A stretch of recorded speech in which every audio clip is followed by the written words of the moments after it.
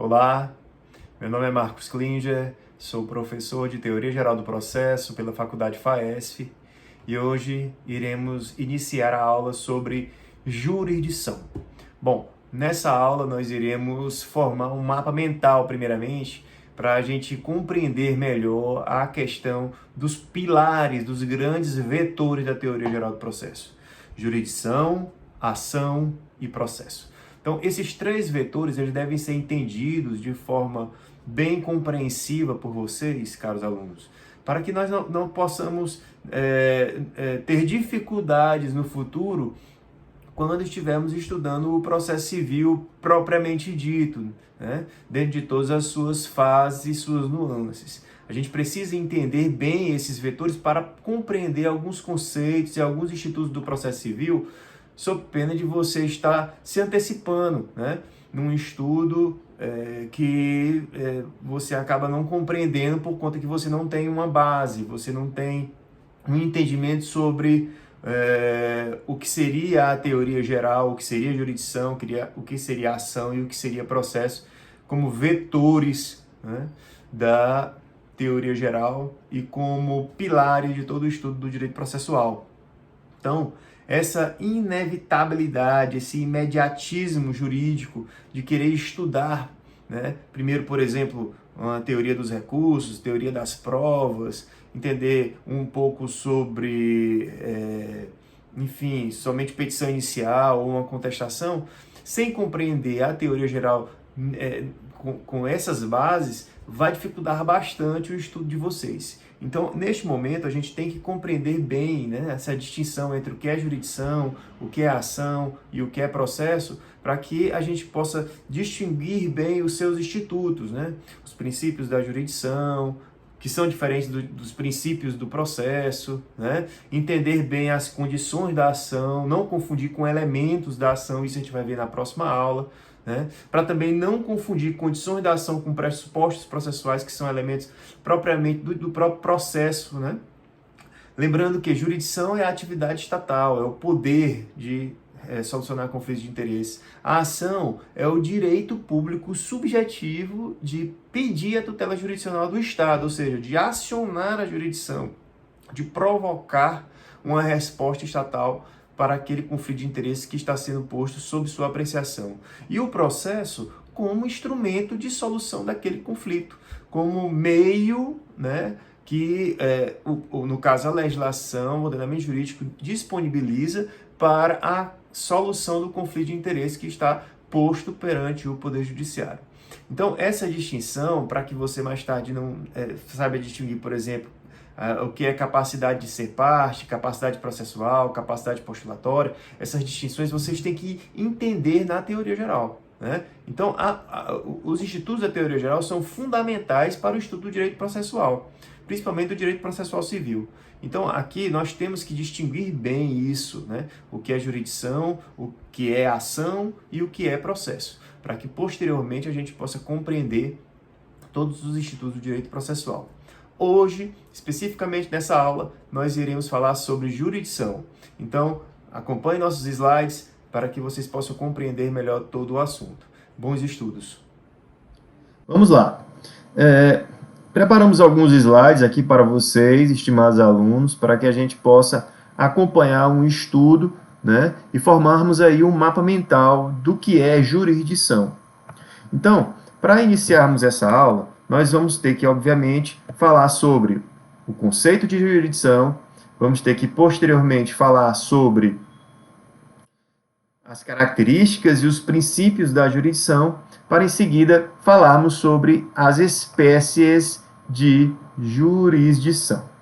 Nós falamos no início, né, que essa distinção entre jurisdição, ação e processo é fundamental, né, para o entendimento do direito processual, como vetores e pilares da teoria geral do processo. A gente tem que formar esse mapa mental para que a gente possa entender bem o que é cada um desses institutos dentro da teoria geral do processo e não confundir, né, institutos atinentes a cada um desses vetores, tá ok? A gente vai estudar hoje jurisdição, posteriormente nós vamos estudar a ação, para em seguida a gente estudar o processo, tá ok?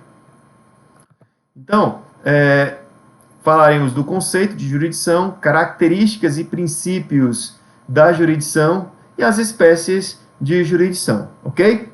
Vamos lá? Se preparem. Se quiserem anotar, podem anotar. Se não quiserem anotar, esse vídeo irá para o YouTube, depois disponibilizado na plataforma. Então, fiquem à vontade para iniciarem os estudos, tá ok? Muito bem.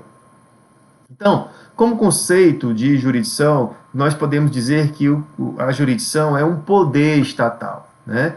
Ele tem essa função típica de julgar, de aplicar o direito ao caso concreto, né?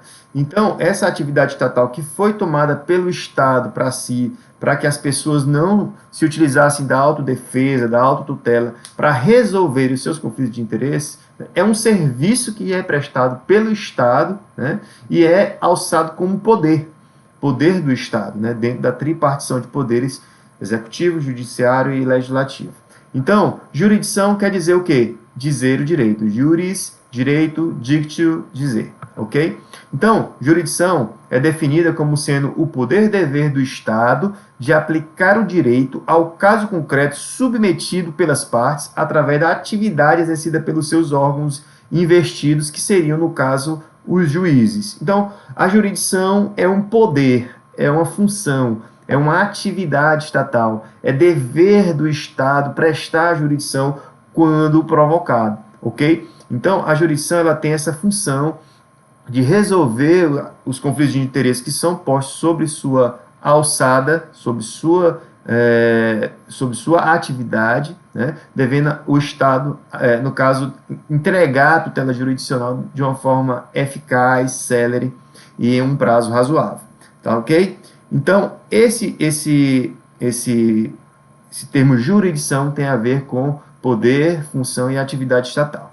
Também conhecido como princípio do acesso à justiça, uma observação que a gente tem que fazer aqui, o princípio da inafastabilidade da jurisdição tem previsão no artigo 5º, inciso 35 da Constituição Federal, vigente, que dispõe: a lei não excluirá da apreciação do Poder Judiciário lesão ou ameaça a direito. Então, esse princípio da inafastabilidade da jurisdição, nós iremos falar posteriormente quando tratarmos sobre as características e os princípios, ok? Esse seria, no caso, o princípio da inevitabilidade. Então, ok? Vamos lá. Sobre as formas de composição de litígios, cabe aqui a gente falar um pouco sobre a autocomposição, que seriam formas de solução dos conflitos de interesse através de um acordo de vontades entre as partes, onde o Estado aí apenas estaria homologando, né, uma atividade que as partes estão, no caso, firmando, porém, com essa atividade estatal dando força executiva a essa decisão. Então, a autocomposição pode vir através da transação, que seria a conciliação, o acordo, né? E também pela renúncia do direito, que seria o autor renunciar ao seu direito em favor do réu, com isso encerrando a demanda, ou pelo réu reconhecendo juridicamente o pedido do autor. Então, essas formas autocompositivas, elas têm previsão no Código de Processo Civil e estão aí previstas na nossa legislação. Já a tutela jurisdicional, ela ocorre, né, justamente quando as partes de comum acordo não celebram um pacto para solucionar aquele conflito de interesse. E precisam, por isso, do Estado, juiz, do Estado como função jurisdicional para resolver aquela lide, aquele conflito de interesse, e, com isso, aplicar a tutela jurisdicional de forma coercitiva. Tá certo? Então, é ela a composição obtida pela intervenção dos órgãos jurisdicionais, substituindo a vontade das partes na decisão do litígio, que isso aí é uma característica formal da jurisdição, que seria da substitutividade, né? Ele substitui a vontade das partes pela vontade da lei. A gente ainda vai ver isso com mais calma, né? Através de uma sentença de mérito, ou seja, ele julga o mérito, ele julga o objeto daquela ação, né? Que aplica o direito material previsto na norma genérica da conduta ao caso concreto.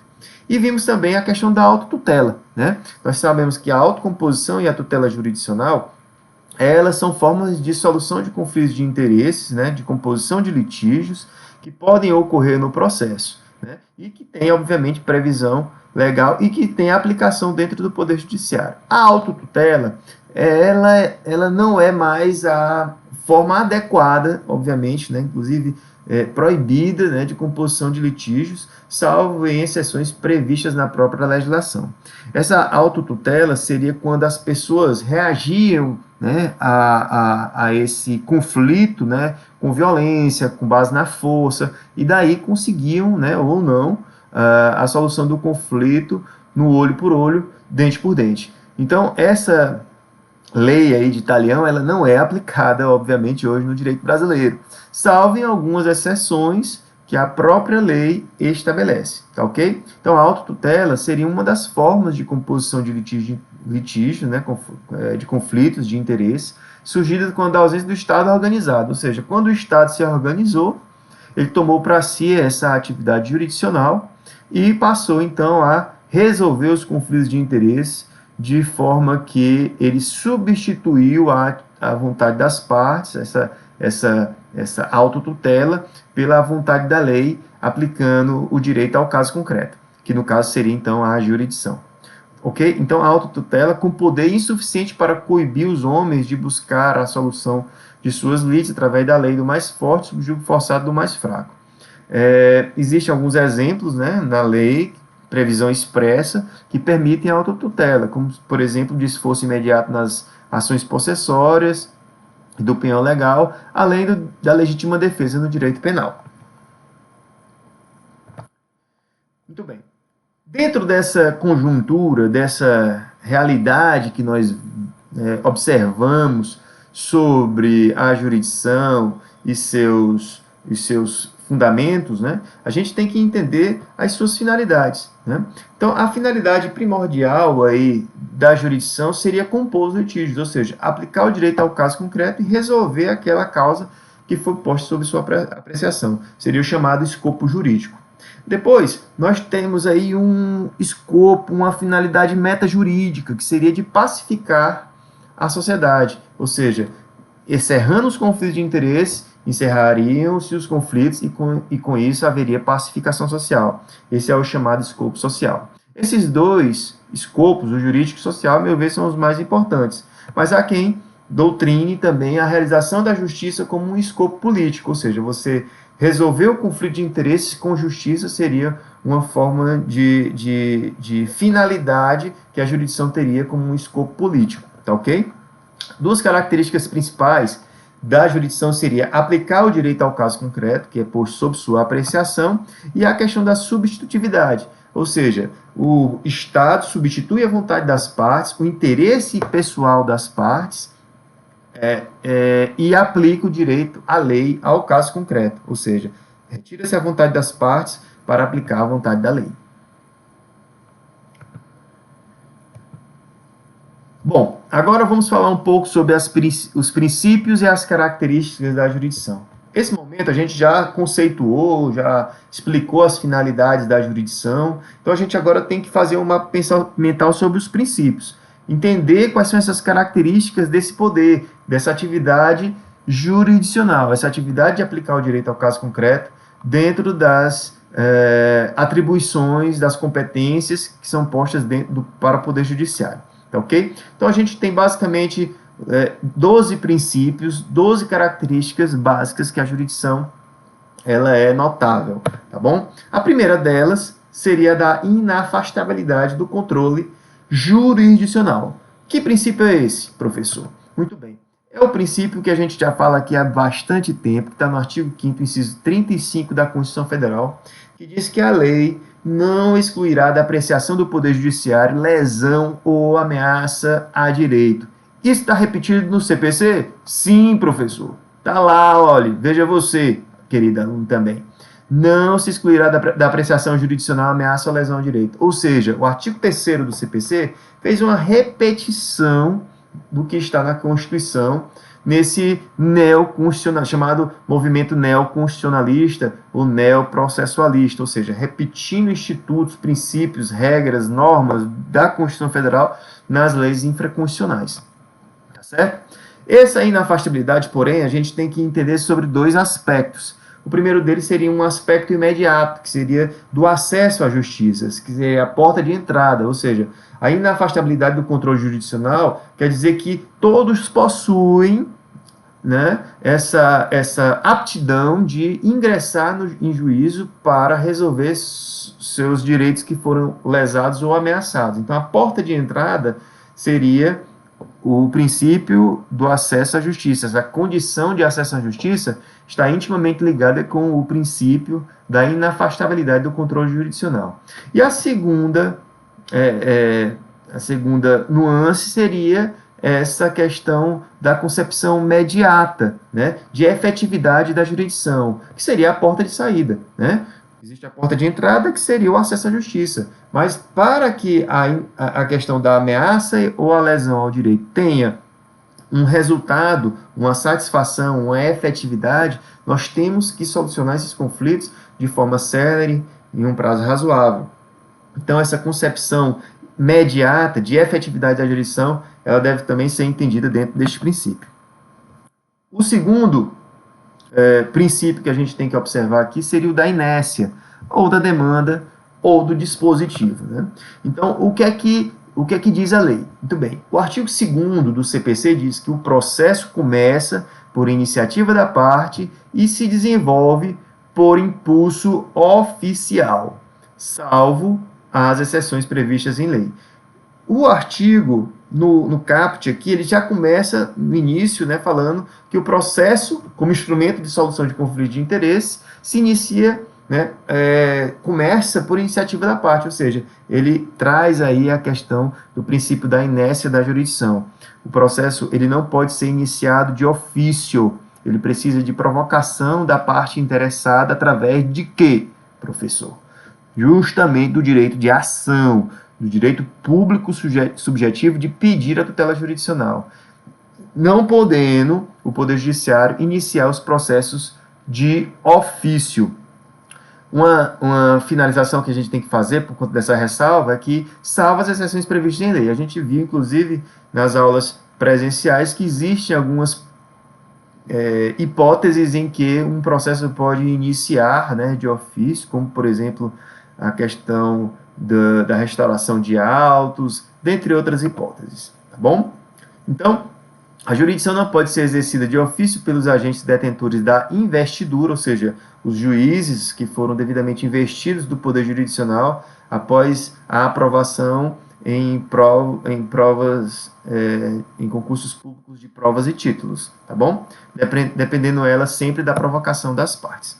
O terceiro princípio seria o princípio do desinteresse, né? Que tem íntima relação com a imparcialidade, ou seja, o juiz deve julgar a causa equidistante das partes, não favorecendo e nem prejudicando nenhuma delas, julgando o caso concreto conforme as provas que foram produzidas pelo autor e pelo réu. Então, essa imparcialidade, essa equidistância das partes, ela deve ser um atributo da própria jurisdição, sob pena do processo ser nulo, seja pela suspeição ou pelo impedimento do juiz. Tá certo? Então, o órgão jurisdicional deve ser equidistante das partes para solucionar o litígio. A quarta característica da jurisdição seria o da substitutividade. Nós já falamos bem sobre isso, mas vamos repetir aqui. Então, a vontade das partes é substituída pela vontade da lei. Evita-se com isso atos de autotutela, ou seja, com essa substitutividade da jurisdição, com essa substituição da vontade das partes pela vontade da lei, evita-se com isso a autotutela e, com isso, o Poder Judiciário aplica a tutela jurisdicional para solucionar os conflitos de interesse. O quinto princípio seria o da definitividade. É um princípio muito importante, porque seria um princípio que leva à aptidão para a formação da coisa julgada, para fins de segurança jurídica, ou seja, as decisões judiciais elas são definitivas, elas não podem ser alteradas, elas não podem ser descumpridas. Então, a definitividade aqui ela tem esse fator primordial de levar a uma segurança jurídica e, com isso, a coisa julgada, que seria, pelo aspecto material, a coisa julgada material, o de maior amplitude, tá certo?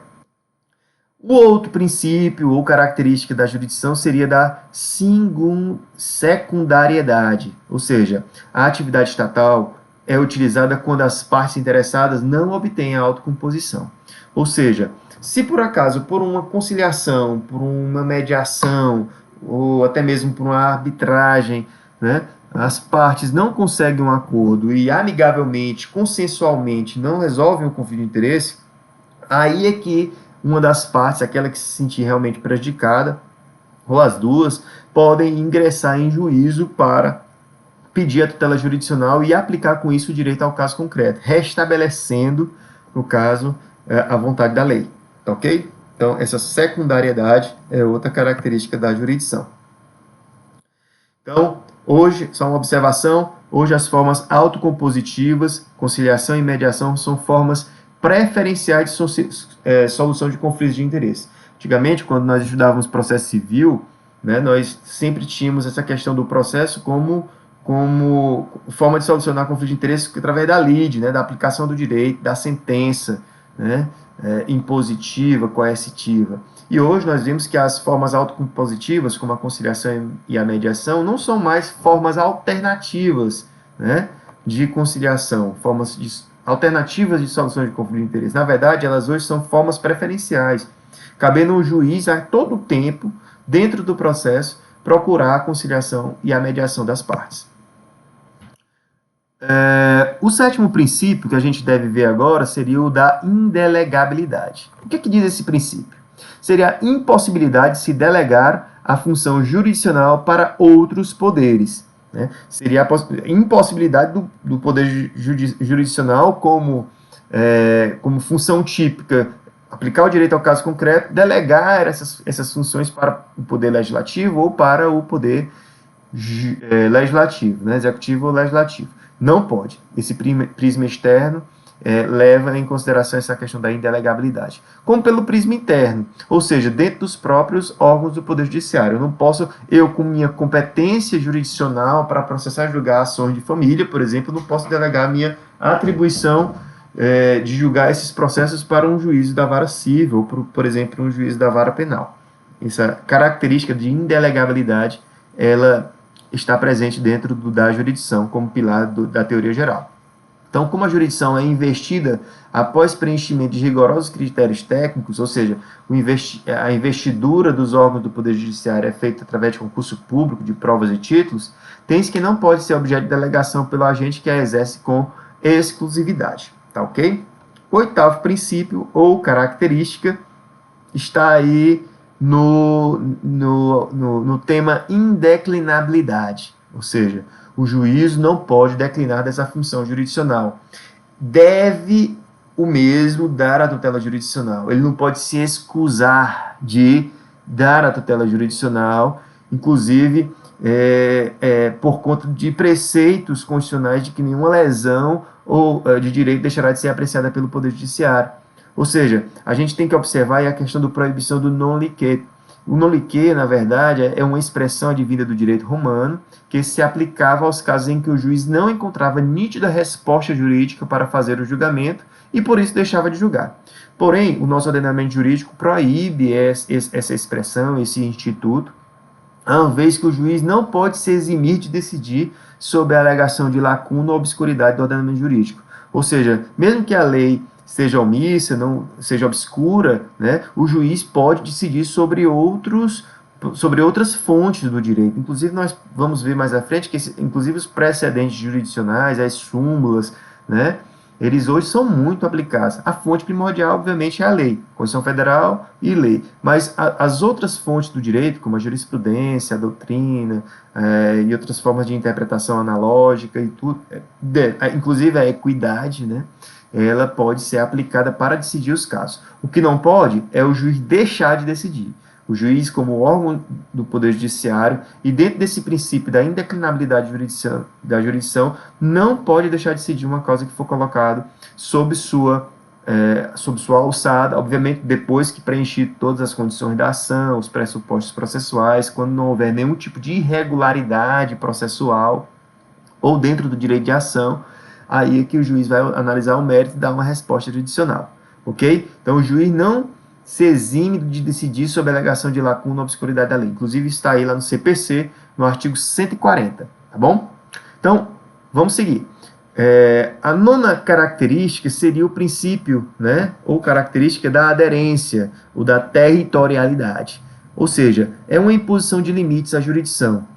Quando nós tratarmos sobre competência, nós vamos ver bem isso, né? Mas a jurisdição, ela tem uma jurisdição nacional. Dentro do país, o Poder Judiciário pode exercer sua atividade, ok? E esse exercício, por força do princípio da territorialidade da lei processual, ou seja, a lei processual tem aplicabilidade dentro do território brasileiro, salvo algumas regras ou tratados internacionais ou convenções que o Brasil seja parte, né? Deve estar sempre vinculada a uma prévia delimitação territorial, ok? Muito bem.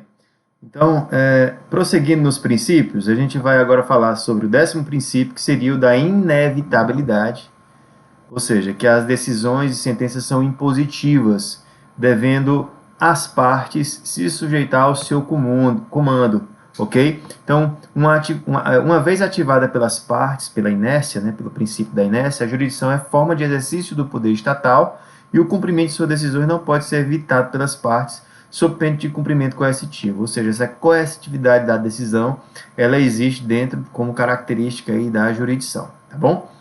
O próximo princípio seria o do juiz natural, que é um princípio que inicialmente leva a uma consideração sobre a vedação dos tribunais de exceção. E o que são esses tribunais de exceção? Bom, chamados também de tribunais ad hoc ou post factum. São tribunais que surgem após um fato ter ocorrido e que servem para julgar esse fato, porém de forma prejudicial ou favorável a um dos interessados. Esses tribunais não podem ser criados dentro do ordenamento jurídico brasileiro e tem previsão, inclusive, no artigo 5º da Constituição Federal. Então, implica a ideia de juízo competente, ou seja, aquele dotado de investidura.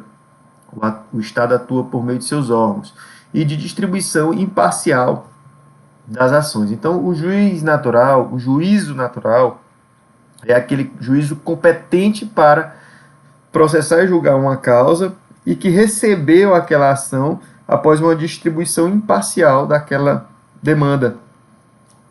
De modo que as competências são devidamente delimitadas pela Constituição Federal e pelas leis, né? E os juízes que estiverem devidamente investidos da jurisdição e com competência poderão resolver aquela demanda, aquele processo, ok?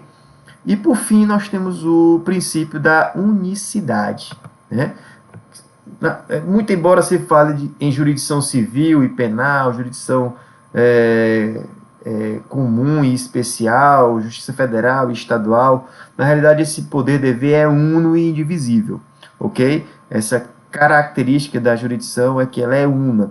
Obviamente, é possível que haja uma limitação da jurisdição para os órgãos jurisdicionais por competência, para que esses órgãos possam atuar de uma melhor maneira, mas todos os órgãos do Poder Judiciário têm jurisdição, têm poder para solucionar os conflitos de interesse, tá bom? Então vamos seguir.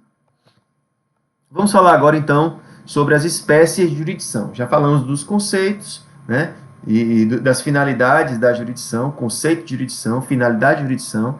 Falamos dos princípios e características, agora a gente vai falar um pouco sobre as espécies de jurisdição. A primeira classificação que a gente pode encontrar seria a que define a jurisdição como comum e especial. Bom, primeiramente é melhor a gente falar sobre o que seria jurisdição especial. Jurisdição especial é aquela que seria definida de forma particular, especial. Quais são elas? A jurisdição eleitoral, a jurisdição trabalhista e a jurisdição militar seriam espécies de jurisdição especial, ou seja, ela tem uma delimitação própria. Já a jurisdição comum, qual é? A jurisdição comum seria a justiça comum estadual, ou justiça estadual, e a justiça federal, né? A jurisdição comum seria a justiça estadual e a justiça federal. Lembrando que a Justiça Federal tem sua competência definida no artigo 109 da Constituição Federal, as competências trabalhistas, da jurisdição trabalhista, da jurisdição militar, da jurisdição eleitoral, estão todas definidas dentro da Constituição Federal, e a Justiça Estadual também, de uma forma residual, compreendendo tudo aquilo que não está definido para uma dessas justiças. Tá ok? Uma segunda classificação seria entre jurisdição civil e jurisdição penal. Há quem classifique e doutrine que o que não for jurisdição penal é jurisdição civil, ou seja, tudo aquilo que não estiver sob a alçada do direito penal para fins de obtenção aí de julgamentos em ações penais para se apurar a materialidade, a autoria de alguns crimes, né, seria de jurisdição civil. Então, tudo que não for de jurisdição penal é civil.